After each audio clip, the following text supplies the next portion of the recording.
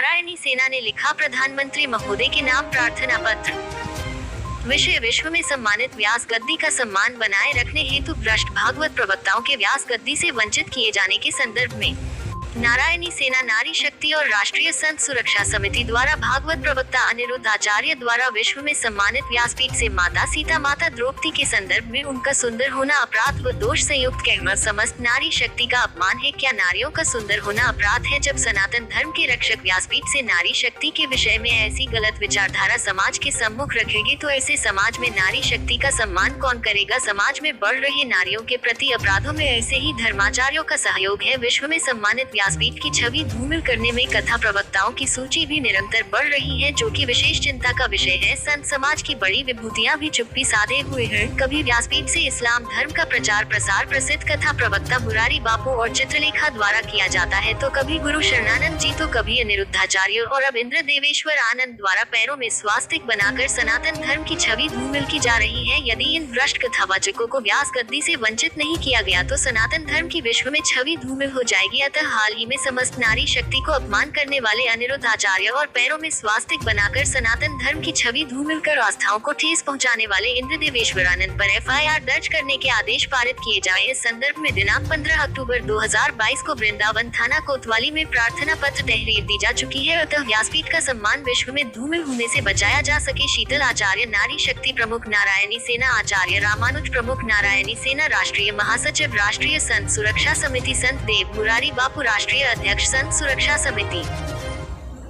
मैं नारायणी सेना नारी शक्ति महिला मोर्चा राष्ट्रीय अध्यक्ष हूँ। अनिरुद्धाचार्य जी ने जो व्यासपीठ से अनगढ़ बातें हमारी माता सीता और माँ द्रौपदी के लिए कही हैं, वो बहुत ही निंदनीय है।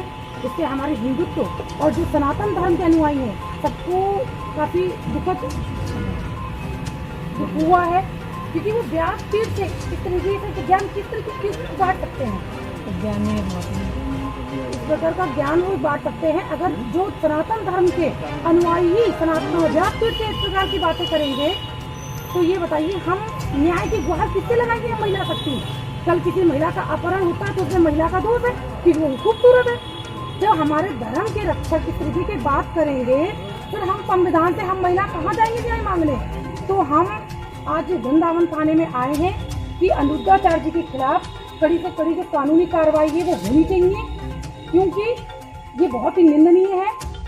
और उन्होंने माफी मांगी इस बात के लेके क्या कहेंगे? ये कोई माफी मांगने नहीं हुआ है कि आपने व्यासपीठ पे बैठते। पहले तो आपके न्यूज के माध्यम से मैं और कहना चाहूंगी समस्त भागवताचार्यों से कि जो व्यासपीठ है वो हरि चर्चा, हरि कथा और हरि संकीर्तन के लिए है, ना कि सामाजिक कार्यों के लिए है। हम बताएं सबसे पहले तो मैं आचार्य देव मुरारी बापू।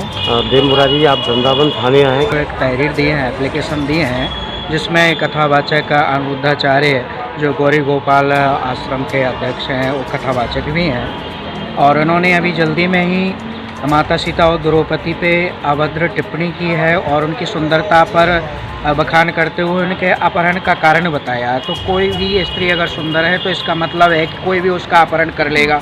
अनिरुद्धाचार्य की खुद की बीवी अगर सुंदर है तो क्या वो उसका अपहरण का कारण बन सकती है? सुंदरता अपहरण का कारण नहीं होती है, लोगों की मानसिकता जो खराब होती है वो अपहरण का कारण बनती है। अनिरुद्धाचार्य आज पहली बार नहीं, हम लगातार उनके वीडियो देख रहे हैं और अनर्गल प्रलाप करते हैं।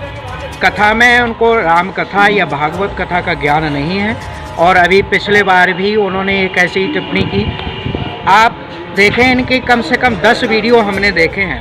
व्यास गद्दी की मर्यादा भूलकर टिप्पणी करते हैं अनिरुद्धाचार्य। इससे पहले उन्होंने व्यास गद्दी पर ये बोला कि तारक मेहता का उल्टा चश्मा जो सीरियल है उसमें लड़की को पटाना, आँख मारना, ये कैसे सीरियल दिखाता है। तो व्यास गद्दी पर किसी सीरियल का उदाहरण नहीं दिया जाता। राम कथा, भागवत कथा, गीता आदि उपनिषद आदि का उदाहरण दिया जाता है। इसके अलावा एक बार और भी मैंने सुना कि वो ये उदाहरण देते हैं कि अमेरिका की औरतें गर्म होती हैं, उनको बिस्तर पर आदमी चाहिए क्योंकि वो सूअर खाती हैं। ये व्यास गद्दी के बोलने के दृष्टांत नहीं है। और कभी कुछ इसी तरह बोलते हैं। एक बच्चे ने जब पूछा कि सूर्य सबसे पहले कहाँ उगता है तो उसका जवाब अनिरुद्धाचार्य नहीं दे पाए। इतना तो उनको ज्ञान है, ये पूरी दुनिया जान गई है।